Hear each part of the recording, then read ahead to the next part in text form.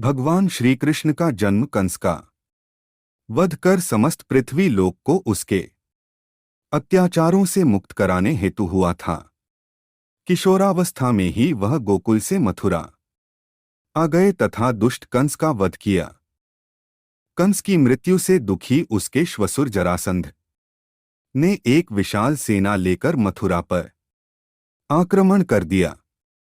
इस आक्रमण में उसके साथ शिशुपाल और काल्यवन जैसे शक्तिशाली राजा भी शामिल थे।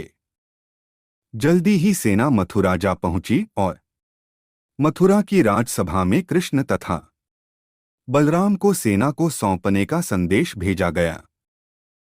इस युद्ध को टालने तथा मथुरा के निर्दोष नागरिकों को बचाने के लिए कृष्ण ने रातों रात वहां से सैकड़ों किलोमीटर दूर समुद्र में एक नई नगरी द्वारिका का निर्माण करवाया। अपनी माया से उन्होंने समस्त नागरिकों, उनके पशुओं तथा संपत्ति को नींद में ही नई नगरी में पहुंचा दिया। अगले दिन सूर्योदय के समय कृष्ण तथा बलराम जरासंध की सेना के सामने जा पहुंचे और उसे लड़ने के लिए चुनौती दी। जैसे ही जरासंध और दूसरे राजाओं ने कृष्ण को मारने के लिए शस्त्र उठाए, दोनों भाई भागने लगे। उन भाइयों के पीछे जरासंध तथा काल्यवन जैसे राजा भी भागने लगे। कुछ ही देर में दोनों भाई बहुत आगे निकल गए और उनके पीछे केवल मात्र काल्यवन रह गया। उसे देवताओं ने वरदान दिया था कि उसकी हत्या किसी अस्त्र या शस्त्र से नहीं होगी। ऐसे में वह निर्भीक था और लगातार कृष्ण का पीछा करते करते एक गुफा में जा पहुंचा। गुफा में राजा मुचुकुंद सो रहे थे, जिन्हें इंद्रदेव ने वरदान दिया था कि जो भी उन्हें उठाएगा वह उनके देखते ही जलकर भस्म हो जाएगा। वहां पहुंचकर कृष्ण ने सोए हुए मुचुकुंद पर अपना पीतांबर डाल दिया और स्वयं छिप गए।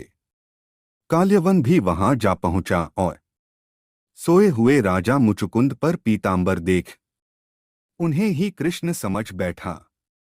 उसने मुचुकुंद को उठाने के लिए लात मारी, जिसके कारण उनकी निद्रा खुल गई और उनके देखते ही काल्यवन वहीं पर जल कर भस्म हो गया। तत्पश्चात कृष्ण ने राजा मुचुकुंद को अपने चतुर्भुज स्वरूप में दर्शन दिए और उन्हें मोक्ष पाने का वरदान दिया। वहीं दूसरी ओर जरासंध और बाकी राजा पूरी तरह से खाली मथुरा देख कर वापस लौट गए। युद्ध से भागकर कृष्ण ने रखा देवताओं के वरदान का मान।